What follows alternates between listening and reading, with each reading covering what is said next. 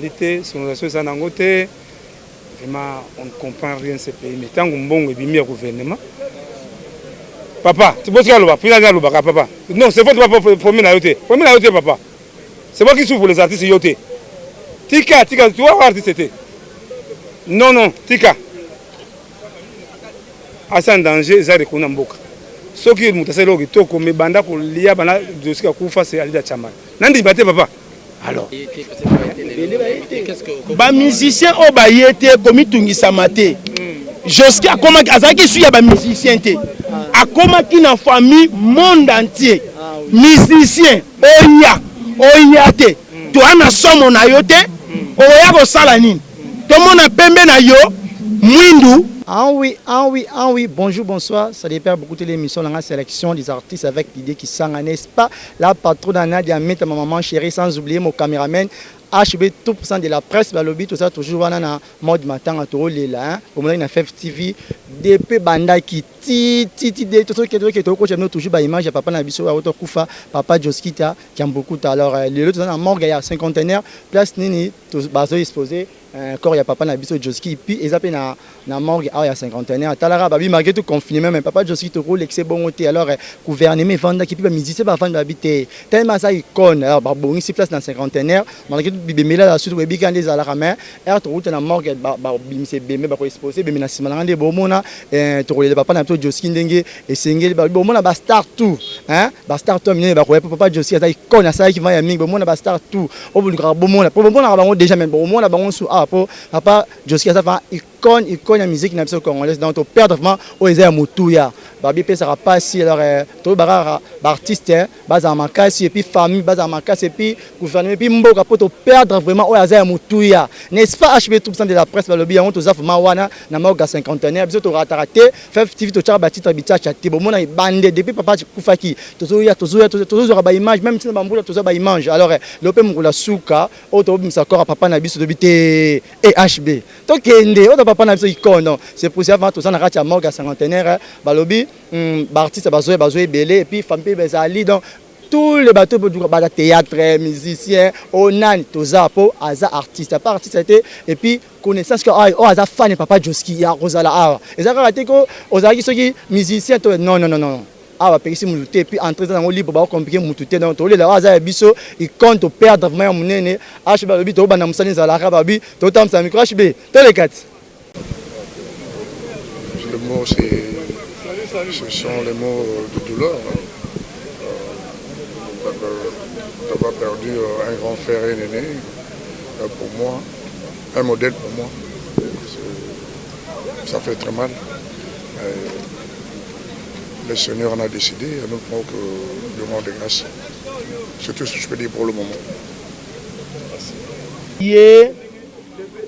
D'abord, ngaliwa ya bato bayebani et dérange kanga pesala kanga pasi parce que na mboka oyo nazape parmi batu o bayebani ozoyoka mwana mobalo atikanga na souci na kombo ya le grand ninja ayembi ete bokolelanga bana nanga na maboko ya mbanda te bokolukanga ye ozomona c'est-à-dire muto ya kufi ayembi ete baluka ye to kokalisu ko luka ye te to ye ko rendre ye ba dernier hommage na ye parce que c'est un icône asali musala ki toko na mboka to recevoir bénédiction na ye Joski ki amukuta na loba liloba moko amukie po eza interview na koko zwa mingi te banzemu na ye esangisa mabala ebele banzemu na ye epesa batu posa to lingana to koma mwasi na mobali kotuna nga biloko wana te mon frère je suis un grand homme dédié na ye awa pona ko yemba banzemu na ye te na salele ba publicité mais na yembo na ye et diffère par différent tika na kende si pardon to yo kana ko papa parce que remis à kanda parce que kanda te moral to le papa parce que remis à kanda voilà pasteur continue na hein allez-y OK ya kolobesa nini to leliye pona musala voilà asali musala kitoko ozomona commune na ye na quartier avandaki mutu abimita pesa témoignage à mabe tolingi ba musicien bazala bakana yerite lokwa na komi na succès na sala o nyonso esengeli na sala oko remarquer ki ambokuta na succès o nyonso azalaki nango asali buzoba tazalaki toujours mutu akomi kitisa yango balobaka ete bolamu egangaka comportement ya mutu esonaka papa soko zo sala mabe na mokili olinga te lelo na Congo na Kinshasa tokoma kotonga na ebembe ebembe lali metosani totongi yango ozomona banda kufa nazwa te kotonga yete nazo fuka makaka naza ko adorer kana banzemu na ndenge ezobeta na ndako na ngai nde pasteur papa fotala ka ba musicien ozomona le yembo eza composé na forme moko mais tozo changer kaka attitude contenu kaka koto toche ya mokili koto toche ya nzambe ezokoma ya mokili po kombo ya Jésus kuna ezate mais soki koto bache kombo ya Jésus nde komi ya nzambe ozomona problème toza nango molimo ne pe manakimia asali ya motu na mboka o tokobosa na eli susute atikali biso pe na mitema na sengaki na gouvernement balela ye avec honneur balela ye na lokumu mutu nasengaki papa ngani nasengaka o papa na télévision visite na ngai na ya kofi nani eleki oh papa tangu nayaki kosigner livre d'or yo ozalaki te ndeko na ngai est-ce que ozalaki te mémoire na ye na sengaki na leta papa nga mutu nazwi te ya koshanzaka bajour na moni leta répondre te na reporte yango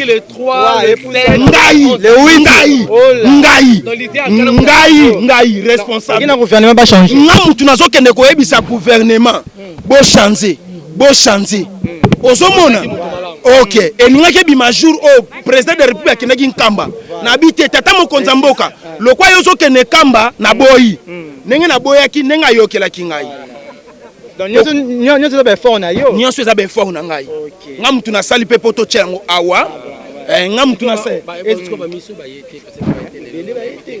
bamusicien oyo baye te komitungisama te Joski azalaki su ya bamusicien te akomaki na famille monde entier musicien oya te toa na somo na yo te oya kosala nini tomona pembe na yo mwindu kinini oyo kolakisa biso toa na somo na bango te bamusicien baye te papa o nazwe biso le 15 kokoma te na sopi bibembe na bafamille na bango.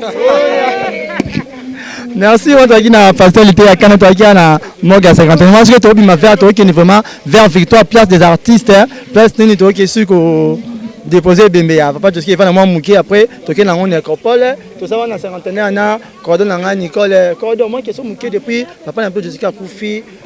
C'est qu'on dit qu'on perd Moudoura, papa Joski. Didier, Bioji, Maï, moi, Laura Olia, au sentir qu'il a tchaki biso à l'aise. Il y a un moniteur Nzambe, Apambola, honorable Alita Chamala. Donc, Moussalane qui est Kaliboso, pour le lot, Tobosa na ke, so qui biso le lot, ba Loso, ba Thompson, ba Nini, Mouta Bet, à Kotsango, Isalara, le qui a cassé, Alita Chamala. Donc, tu peux essayer, bah merci Mingi, vraiment, na Oya Sali. D'ailleurs, biso mo toza ba témoin, tout le monde qui Oya Sali, il y a Papingi Namao, vraiment, ndenge boleka qui on a, et ça qui biso bien, et ça qui vraiment, moi, offre de soulagement quoi pour balobi moninga malamu baye ba na tanga pasi ne baye ba moninga malamu honorable Alita Chamala to bosa na ote depuis que je peux aussi scénario analyse ni to kosa la pona ya musique pour ba soutenir ba collègue na bon apparemment na mon dirait biso ba musicien na tango o to un peu négligé les artistes musiciens na moment oyo to un peu négligé parce que so tali ba église ba to bazo tonda plein so tali ba discipline so ba tonda ba okima musique ezobeta te ba concert ezobeta te est-ce que au moins so ba banderole ndenge zaki ko tali koto kingani obeta samedi kingani kuna obeta vendredi ni ezozala te donc côté on a un peu to remarqué on dirait ba artiste musicien to za négligé on comprend voilà et lo ko na ndebiso to zo mona merci vraiment Évidemment, c'est des titres que vous voyez, va penser à Faria, tout Luku Satanzi, Ozomona, Luku Moko Ndei Mosusu. Mais il chantait l'amour. En tant que jeune, pas jeune en dengue, mais avec une certaine coloration, il y a aucun jazz. Donc, là, on a beau demander, c'est qu'il y a un grand artiste. Jusqu'à qui est un grand artiste, un bon interprète et un bon compositeur. Et puis, elle est très cool. Ok, elle est très cool. Master, elle est vraiment cool. Si vous écoutez un aïe, vous avez Seka. Vous avez Seka. Quand vous avez des bijoux, vous avez des mère. Aminga tsepa na bangule wana mama za ofana na kan Kristelwa. Mama, là on l'a savé ndékolanga mususu ye. C'est des choses qu'on n'oublie pas. Donc nous perdons quelqu'un, bon évidemment il a fait son temps, c'est vrai. C'est à Kolaki déjà, il y a Mingité, malade de Toumisé Mingi, accueilli, bon nous lui souhaitons un bon voyage. Sur sa trace, c'est le lot de Azali Bako, Bazo Tombo, la Mongo, Naïwana, Stilling, Naïwana, Ndengi Akei. Bazali, na ok jazz Bayali. Longtemps à comment on a été, mais c'est un monsieur qui imite à la perfection Joski. Mais jamais à remplacer Joski. Imiter, c'est imiter, mais Yemoko, ce qui est vivant, Ayemba, mon merci Adji. C'est moi qui vous remercie. Bon boulot. Merci. Voilà, on a toujours un manque à certains tours, continuer au monde, tout ça toujours un petit frère avec Joski qui a beaucoup tout à l'heure, tout ça fait le jour J, de tout le monde avec bonjour mes condoléances. Merci, bonjour. J'espère que tout ça dans la manque à certains va Eurozala exposé pour voir moins minutes qui te pour tomber là et qui donc. Tu vas voir dans moi parce que maramba ko sale zebele, ba mikondi bazali, ba ozana maramba ko loba. Donc moto actinda qui na sena moyoyo Yesu wana pe photo tombola e photo katel loba na Nzambe. Voilà donc makambo zebele. Oui, après Kolongwa Awa, toujours qu'il y a la place des artistes pour la décoration. Et puis après, place des artistes, Tolonga Balamona Lombango, quoi. D'instrumer ça déjà, on a musicien déjà, Netinga Zobeta déjà, ce qu'on a minute, musicien n'a pas déjà, on a baso yemba déjà. Donc voilà quoi. Et puis, l'orchestre Robeta Piwana, Torozarana, moi 30-45 minutes, si Manangonde, toqué Nécropole. J'espère que nous sommes qui mais pour éviter que nous ayons bandé moi nous ezala qui on a comme j'espère que nous ezate yo moni passe to komisi ko to komi pezana terminus musalo sala ki emona ninzamba pambola yo parce que ozaki na biso di débit tina fin ozana biso en tout cas nzamba mona bino amona pende ko ngana ya cameraman voilà merci vraiment OK tout le monde ezaki vraiment petit frère ya papa na biso Joski qui a beaucoup donc vraiment tout ça qui na depuis to yoka sangwana to yaka na tout ça na vraiment à chaque fois donc dès que lobby ça ma bon surtout le on va toquer place des artistes place ba concert ebetama après on va prendre toquer na pas place ni totika ndio papa na biso Joski qui a beaucoup HB lobby tout ça toujours ça na zo continuer bon comprendre kiti moi va pour ton matin on va pas na route moi chochoter là to perdre au hasard motu HB to tambola toujours non ça na ramusa des alaka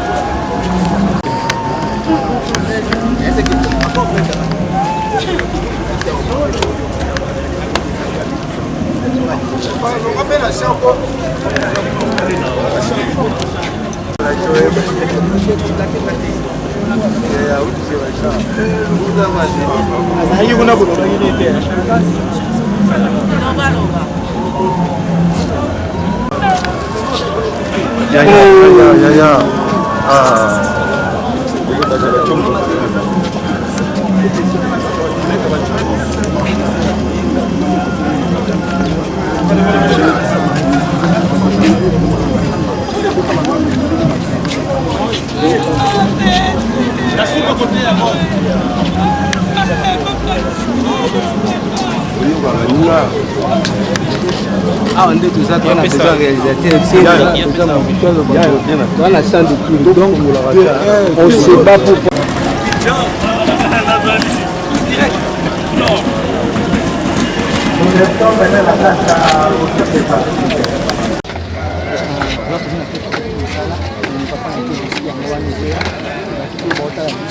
On a direct vers morgue de la cinquantenaire, hôpital de cinquantenaire. Donc nous sommes direct vers place Bazoke quoi, côté corps.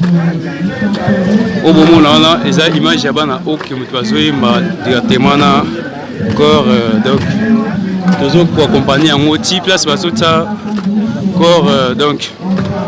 Sans plus tarder, toujours balancer l'image. Puis nous on a déjà on est ba image ndenge bazoko ko déposer corps là c'est singé va déposer en haut donc ba image puis nous on a déjà on est ba image ndenge bazoko ko déposer corps là c'est singé va déposer en haut donc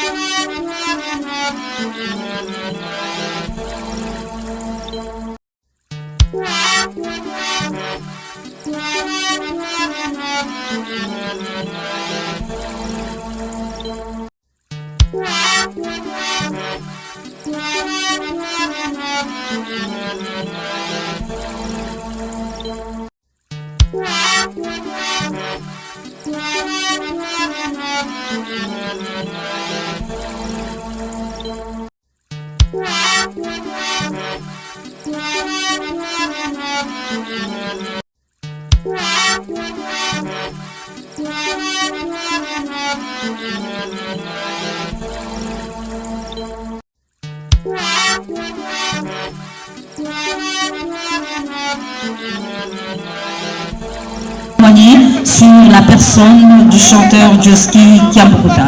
Après les témoignages, nous prierons son Excellence, Monsieur le ministre de la Culture, de prononcer son nom à l'occasion.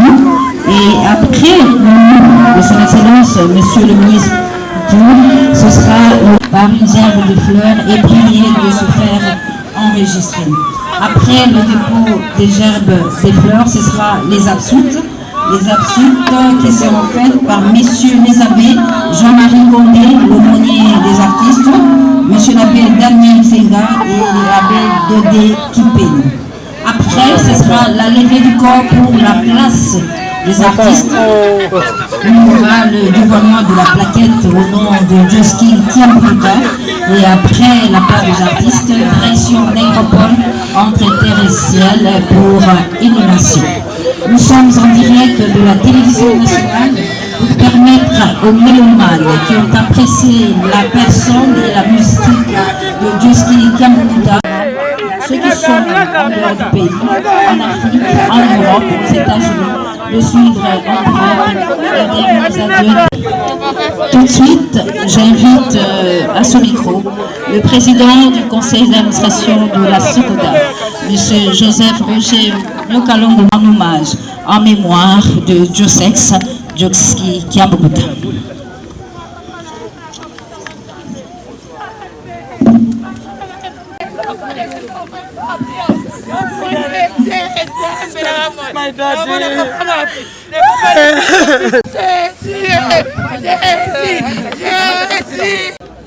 À travers ce ministère, tout le membre du gouvernement, tout le gouvernement de la République, pour nous avoir assistés pour les obsèques de notre grand frère Joski Kiambukuta.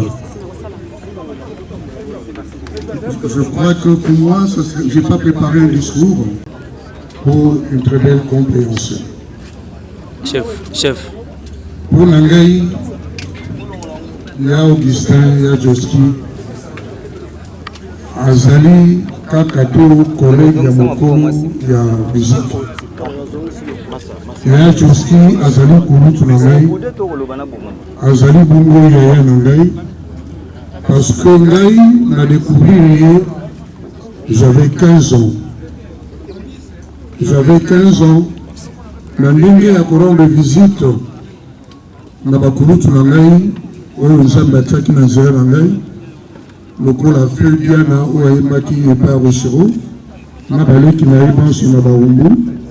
C'est là où j'avais découvert l'âge de ski dans l'orchestre de Mango, Bazalaki, na Sam, dans Zembonaï. Mokilié. Malheureusement, Zembonaï, il m'a qu'à l'orchestre de Mango, avec Obimi Sango, la continentale.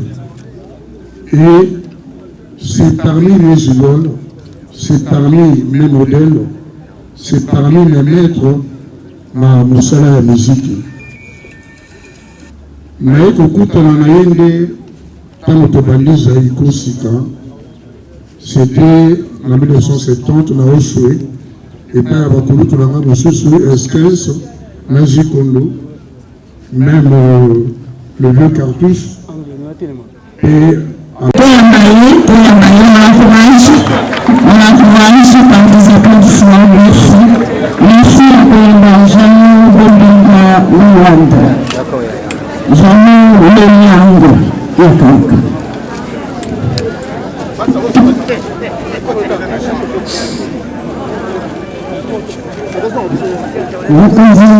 Ministre Bobinga Basso. Ça va. Joski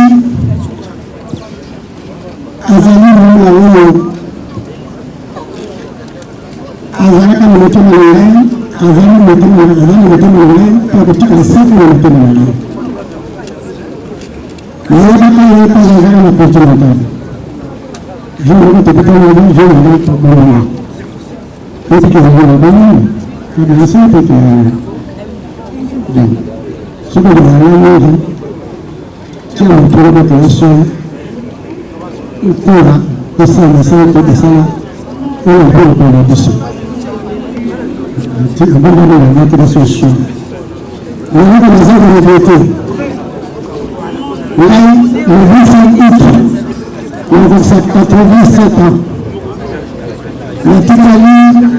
le doyen, le barba de la musique congolaise.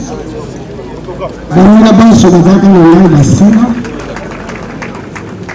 et la langue dans la langue.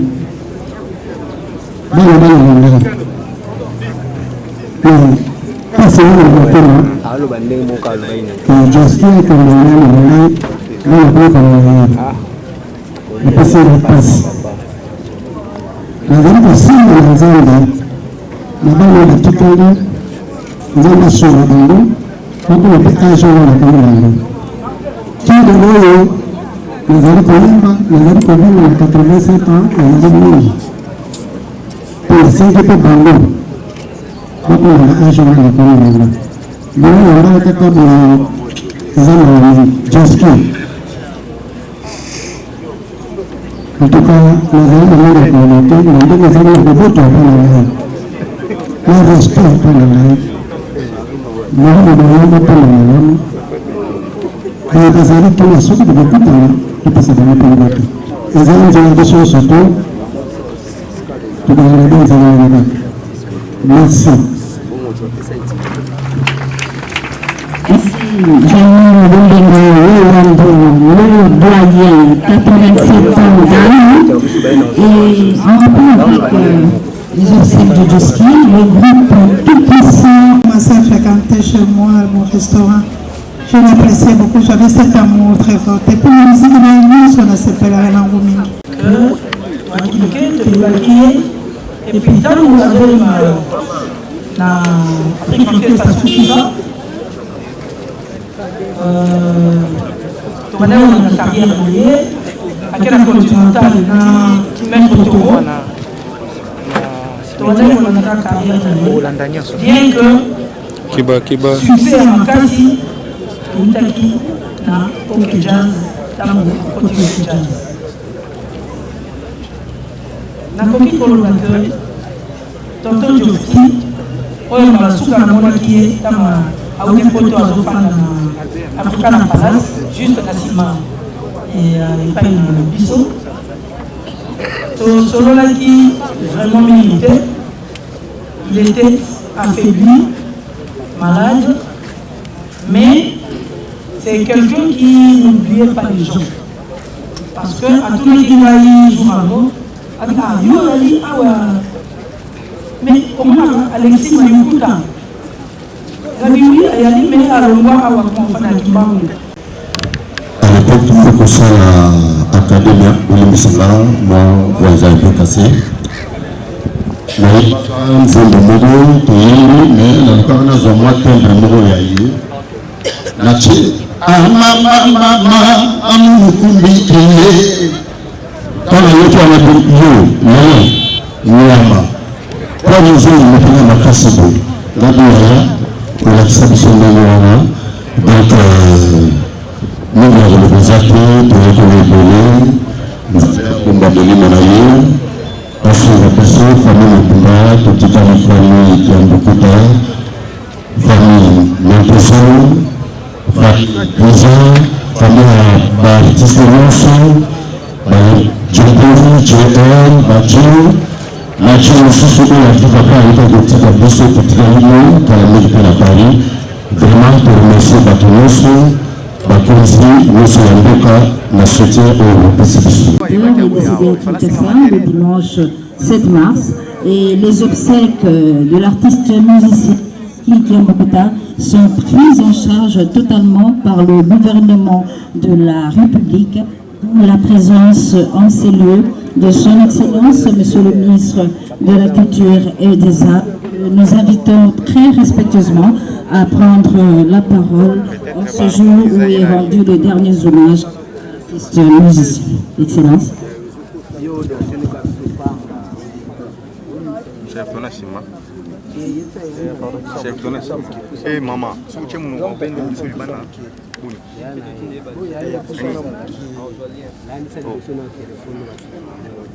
Chers amis de la culture,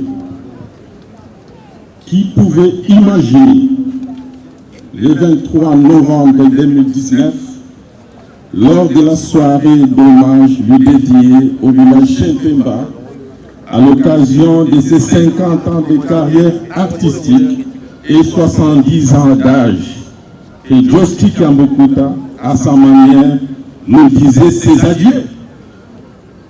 Qui pouvait croire que ce jour-là, devant ses proches et ses admirateurs venaient saluer ses prouesses vocales ayant fait la pluie et le beau temps dans l'histoire de la musique congolaise, Joski faisait une de ses dernières apparitions publiques dans les espaces d'expression artistique de Kinshasa. Oui, la famille artistique congolaise est une fois de plus meurtrie par le deuil et vient de perdre un de ses virtuoses. Face à la succession des cas de décès de nos artistes, on peut se demander si on n'est pas poursuivi par la déveine. Non, nous ne pouvons pas être aussi fatalistes car la mort est notre destinée à tous. Personne ne peut s'y échapper. Hier, nos artistes nous quittaient à faire d'âge. Pensez à Siongo Bavon Marie-Marie, qui mourait à 5 ans, à moins de 30 ans. À Makiadi Franco, à 50 ans à peine, pour ne citer que ces exemples. Tel n'est plus le cas aujourd'hui, où nos artistes prennent de plus en plus soin d'eux. Papa Wendo Kolosoy, Lutumba nous ont atteint respectivement 83 et 80 ans. Et Taboulé Rochero, 72 ans. on a assisté à la mort de Maître Alfred Yolo, Maître Loufoua et tant d'autres artistes visiblement affaiblis par la maladie et le poids d'âge. Tel est aussi le cas de Joski Kiambukuta. Cependant, un problème se pose et nécessite qu'on y pense. Au moment où nous accompagnons Joski Kiambukuta à sa dernière demeure, je voudrais en appeler à la conscience des artistes et des hommes de culture si l'épineuse question de la sécurité sociale des artistes, une des thématiques importantes, mais insuffisamment ou presque pas encore exploitée chez nous. Le moment doit venir où nous devons tous réfléchir solidement sur cette question et mettre en place un régime adéquat de sécurité sociale des artistes et autres professionnels de la culture. Pour l'instant, une seule chose nous intéresse, célébrer la mémoire de l'illustre disparu, qui a été présenté de façon très éloquente par ceux qui m'ont précédé sur cette tribune. Joseph Kiambukuta Londa, dit Joski, est décédé le dimanche 7 mars 2021 à la clinique Ngaliema de Kinshasa à l'âge de 72 ans. Son état de santé avait décliné ces dernières années après un accident vasculaire cérébral dont il a eu du mal à se remettre. Si en Afrique les morts ne sont pas morts, comme l'avait écrit Birago Diop, cette philosophie est d'autant plus justifiée pour les artistes. Joski Kiambukuta est certes mort, mais il vivra à jamais par ses œuvres. Babi, Chandra ou encore Mabi, des types qui ont marqué la musique congolaise dans les années 90. Les rois est mort, vive les rois. Adé Joski Kiambukuta, que la terre de nos ancêtres vous soit douce et légère. Merci.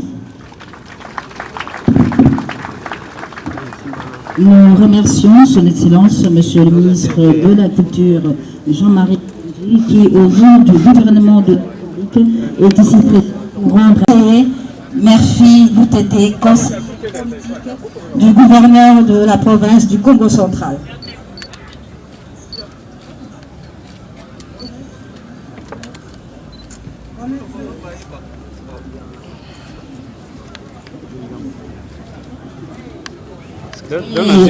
De fleurs. Et nous saluons et remercions la présence en ce lieu de l'artiste musicien Defao qui est avec nous ici.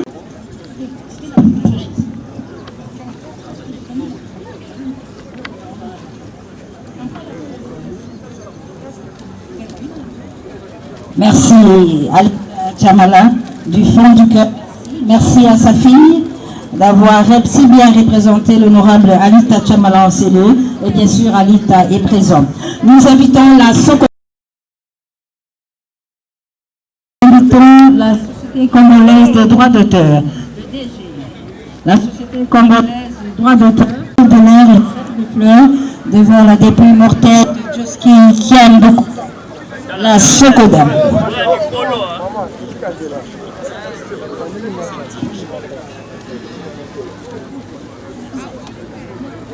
Simba.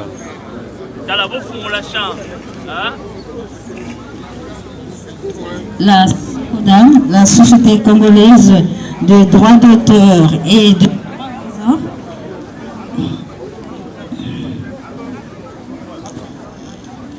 Après la SOCODA, nous invitons Mimiko, l'union de musiciens Mimiko. Nous remercions et saluons la présence de l'artiste musicien Redi Amissi, Baïlo Kanto, qui a décidé d'emboîter le pas à la Sokoda pour s'y recueillir.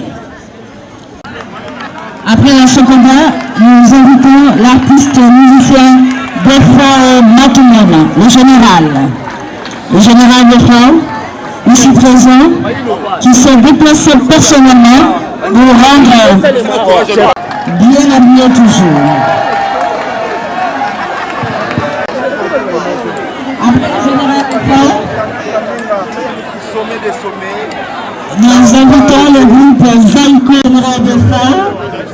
Après Rendi Amissi, le canton. Nous invitons le groupe Zaïko Langalanga. Le groupe Zaïko Langalanga sera suivi de Congo Semaine. Le groupe Zaïko Langalanga qui nous doit en copie est donc prié de bien vouloir déposer sa gerbe de fleurs. Le groupe Zaïko Langalanga sera suivi de Congo Semaine, ici les fleurs du général Defao. Général Defao, artiste musicien, qui est donc venu grand à Sonini. Le groupe Zaïko Langalanga. Merci. Et juste après, le groupe Zaïko Langalanga qui est en train de se dire devant la début mortelle de Congo Semaine.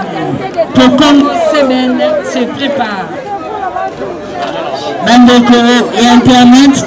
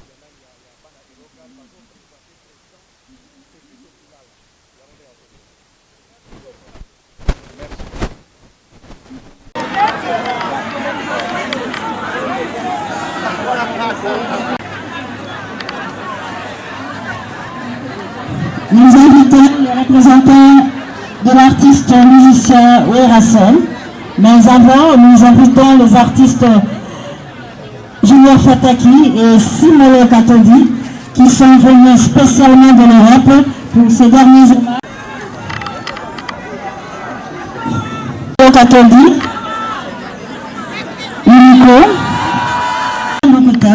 une délégation conduite par le ministre provincial de la Culture Paul Kalao Kapend. Donc nous assistons là maintenant au dépôt de cette délégation qui est venue de Kolwezi Alisano, province de Nalaba, composée des artistes musiciens, de chroniqueurs, de journalistes et de culturels de la province de Luanda. Nous avons la délégation de Lubumbashi. La délégation de Lubumbashi avec Dekisha Lipasa pour les fleurs. Lubumbashi